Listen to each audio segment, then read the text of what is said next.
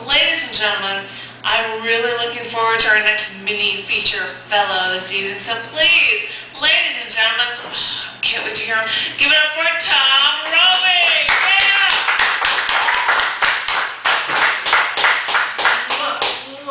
Thank you, thank you. Professor.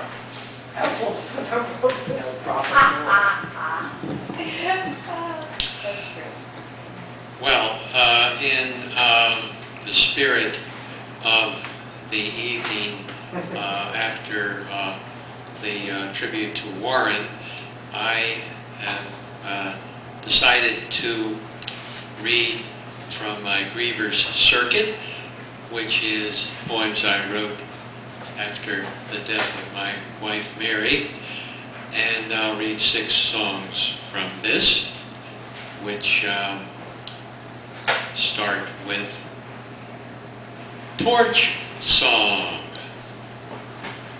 Imagine 2 off-orbit stars, immense heat, blinding exchange of flames where gravity yanks an odd sun's new world to cool the atmospheres that rain sees, the molten center boiling up for solid ground, for gardens, the lion with his pride, and you swimming in the lake's reflected blaze of sunrise that throbs in my eyes as I dive.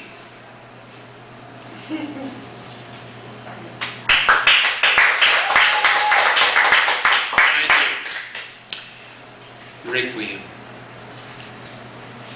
Only with you do I hold the hour's peace, recalling our poems in the rainy Italian graveyard, bright with never-failing flows of flowers. On the dry steps of the bonus chapel do I hear canticle birds trade tunes with vesper bells that clang out Catholic hymns known to your youth. Do I watch replanters, water memories that slip past formal oval portraits to a grin reflected in a glass of wine. Only you said that time had come to trade poetry for dinner, just as my soft electric candles began to cheer our damp twilight. Then I remembered how I hate to leave any place, and you reminded me we will have our turn when we won't have to leave. Requiem.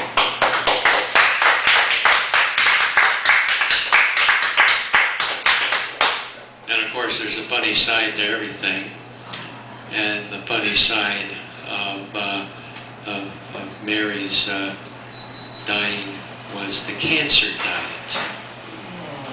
How do I know the avocado has no bravado? She told me so. Went on to evoke our nutritional yoke as a running joke. A collard green makes the munching scene taste mighty mean. A spinach switch, a gourmet glitch, creates more kitsch. To load on chard is much too hard. It needs some lard. While plain old kale might make us hail, but still will fail. No way to deny it. This diet is a riot. Don't you want to try it? Yeah. Cancer diet.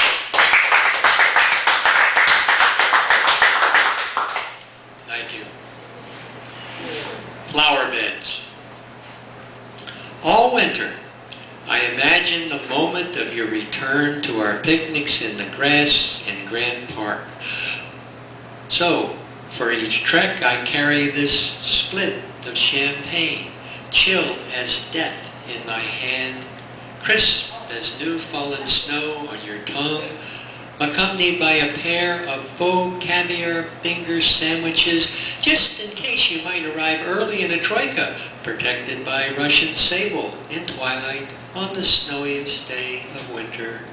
But your delayed arrival does not depress me on my trail home, because rich in possibilities of seasons yet to come, I never really believe in a pleasure dome with caves of ice, and can throw out our special meal, place the split back in the cooler, and wait in our manor apartment at the edge of the city's countryside park for better weather, looking past grimy slush to the promise of warm spring days, which sometimes come early, even before the city puts out its garden pansies, some with bushy brows and big mustached grin of a comedian whose jokes you recall, others spooked with shadowed eye sockets and wailing mouth of death's head, while I hike and wait every afternoon to watch the mayor's gardeners work botanic magic on 4 flower beds,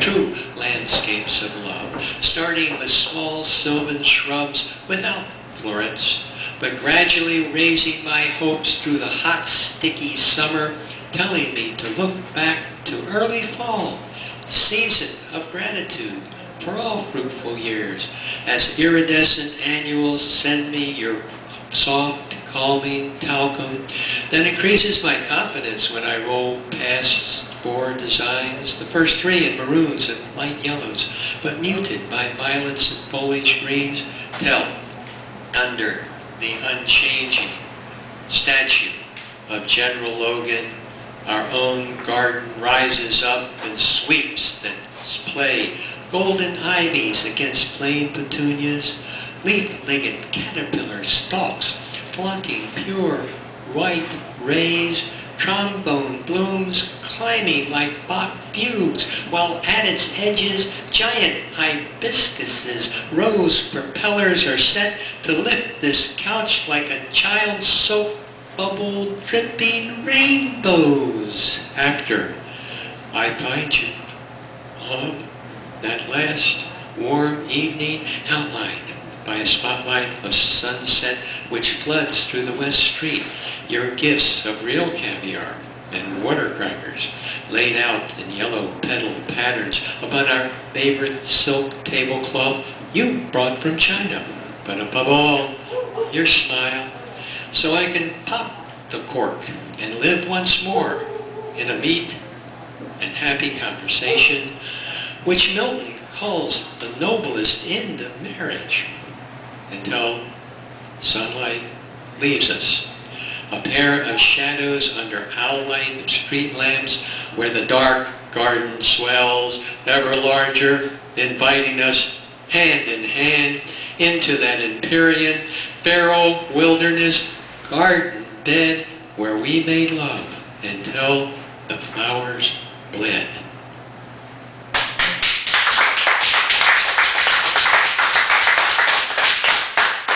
Thank you.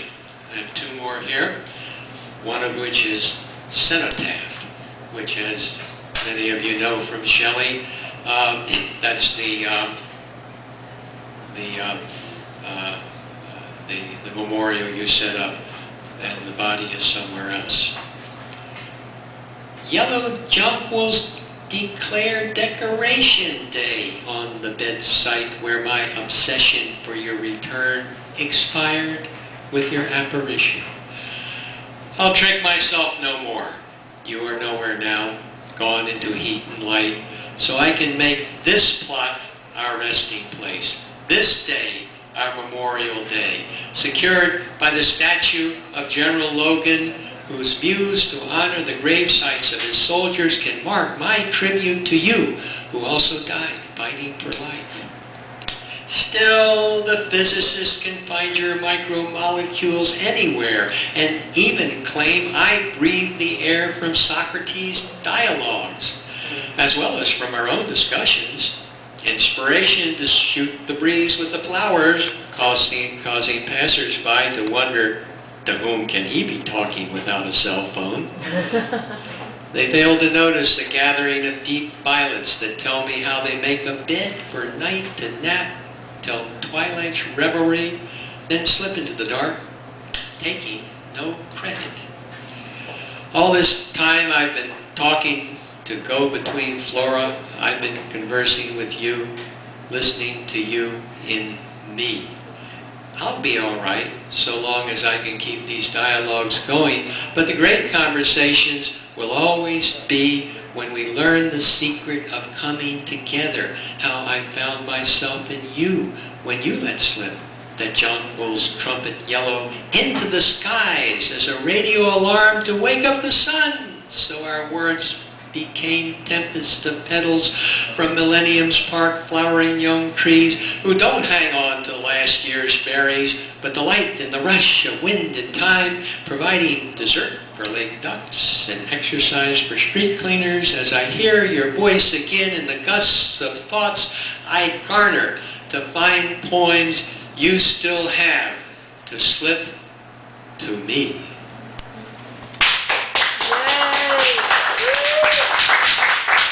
Thank you. Finally, even song.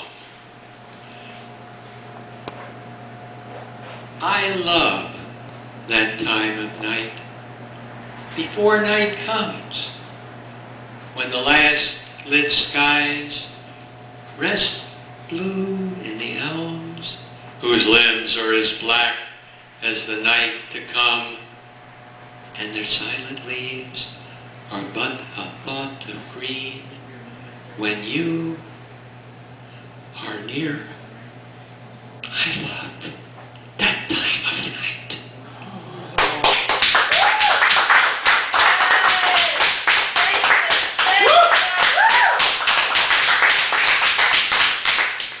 Mini feature nights turned into crazy time. Thank you very, very much, Tom, Roby. That was